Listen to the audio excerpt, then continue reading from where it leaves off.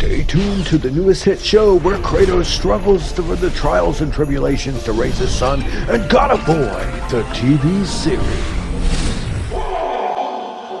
Daddy, Kratos, Daddy, why are you so pale? We've been over this before, son.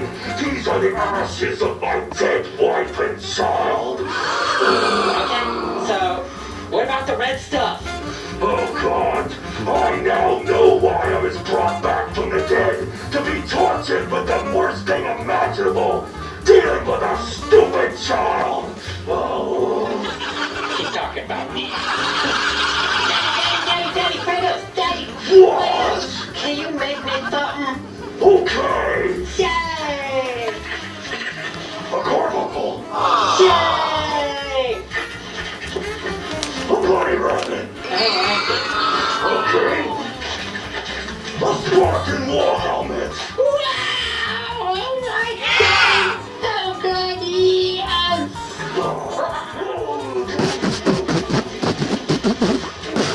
Quick, son. Fire an arrow into this beast's side before he gets thrown again. Okay, Daddy, I can do it! What the hell, son? I taught you better than that. Aim for the beast's head. I ain't better this time. I'll get him this time. You watch, Daddy. I got this.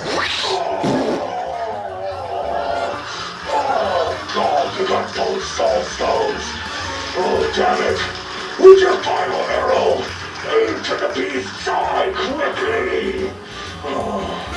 Don't move.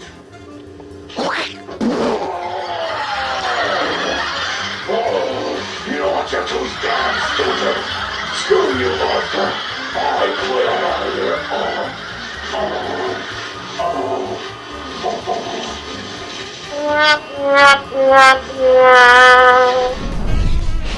Stay tuned for more action-packed things just like this with poor Kratos suffering with his kid on the new God of War television series on a TV channel near you.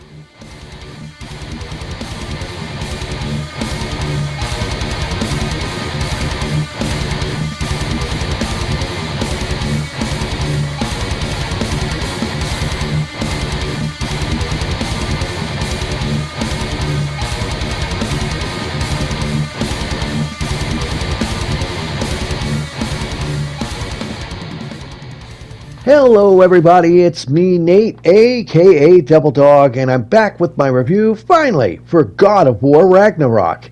It was published by Sony Interactive Entertainment and developed by Santa Monica Studios and released on November 9th of 2022 on the PlayStation 4 and the PlayStation 5.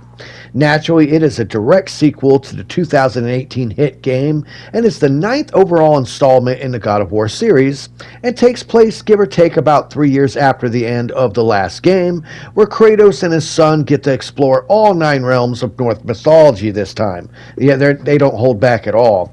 Now, getting into the plot without spoiling anything at all, after Kratos and Atreus return home from a hunting trip, they end up fending off an ambush, which leads to Atreus using his transformation ability, which, as the story progresses, leads down a rather large, massive rabbit hole of betrayal, suffering, and revelations on this roughly 20 to 25 hour long adventure. Now, keep in mind, this is the end of the Norse mythology story, and it has a rather banging ending. I mean, honestly, God of War has never been a slouch in the story department, but this one, honestly, I am very impressed with, and for ending the Norse mythology series like this, I have no problem with it, but you know, they're going to have God of War probably in feudal Japan, or I don't know, could you imagine Kratos in space? But no, nothing like that. But honestly, I really did like this game. Now, some parts of this game are rather large open areas, while others are quite linear. Now, the larger areas, much like the previous game, have a lot of different side quests and stuff you could do. do, but it still kind of leads you down a certain path until you get a certain ways into the game. It takes quite a while before the game opens up, but once it does, it gives you a free reign of a lot of stuff, but it will always consist of the same basic idea of a lot of different linear levels connected to like a central hub, so to say, that you can go and explore and do side quests, much like the last game, just a little bit larger, actually quite significantly larger. Now, on top of that, you can't have a sequel without adding new stuff to it, and you get 5 new weapons to use. Well, not really 5 new weapons. You have basically your Leviathan axe, you get your shield, and something known as a Drafnir spear. And the shields, you get 4 different variations of the shields, which is kind of cool.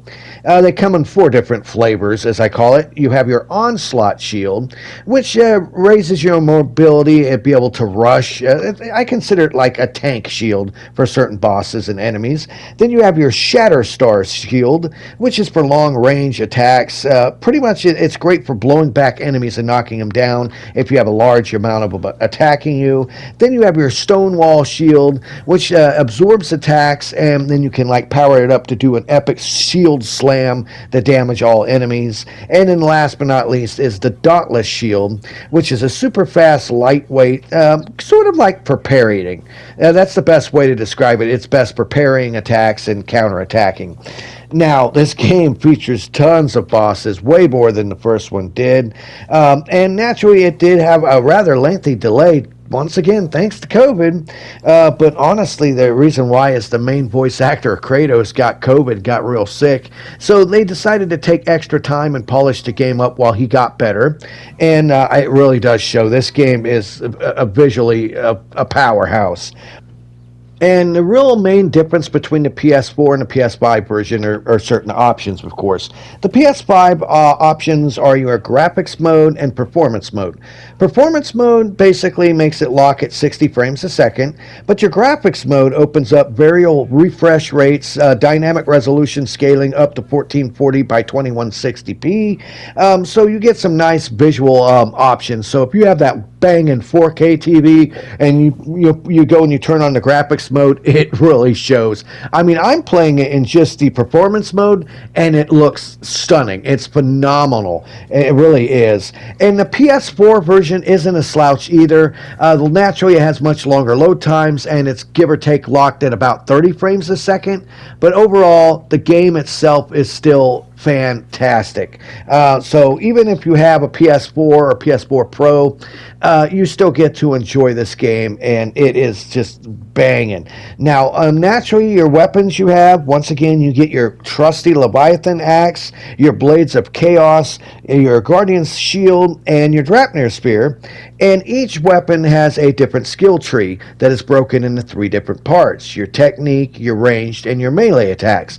And of course, that's on top of the crafting abilities from the last game return, and different gears and items you can slot in your weapons, and different outfits that you can set up with both you and Atreus when wearing, which helps give bonuses and stat boosts and stuff like that. Overall, if you're expecting a massive difference from the last game, there's really not. There's just more, and it's super improved. Honestly, the boss battles are more epic than ever when you're fighting Odin, and other people as well. I probably shouldn't have said Odin, but let's be honest. If once you play this, you'll know you're going to end up fighting just about everybody in it again, because you are the God of War. But like I said, this game will take you anywhere from 20 to 25 hours minimum. Now, if you're doing all the side quests and everything else, you can get a whopping 60 plus hours out of this, no problem at all. Honestly, the price isn't that bad for a game this size either. The PS5 version is a full price game, so they do charge you $70 for it. The PS4 version is $60. So fortunately, it's a little bit cheaper on the PS4. So I'm still not a fan of games being $70. I still call BS on it. But I will have to say, after playing this, it really does show off the fact that this seems like a game that is meant for PS5.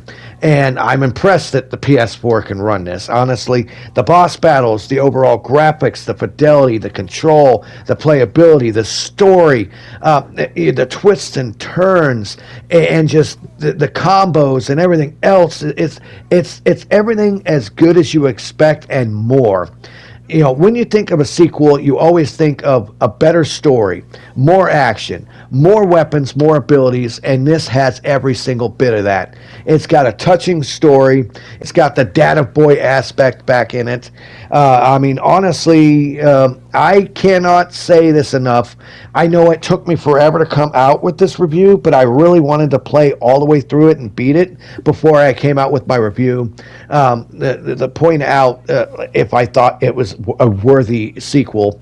And hands down, this is just another hit. This GOW is a GOTY in my book. Seriously, when the Game Awards drop, I guarantee you without a shadow of a doubt that this is going to win Game of the Year. It really will. It really, really will. It it improves upon just about everything in terms of size, scope, direction, acting, effects, graphics, control.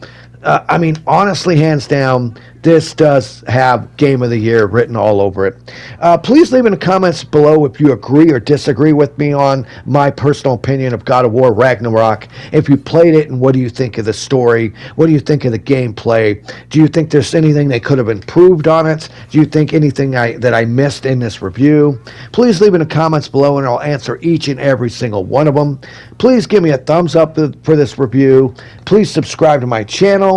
And remember, here at Devil Dog Gaming, we always end our videos by saying, have fun, play hard, and remember, people, the devil is in the details. Peace out until next time.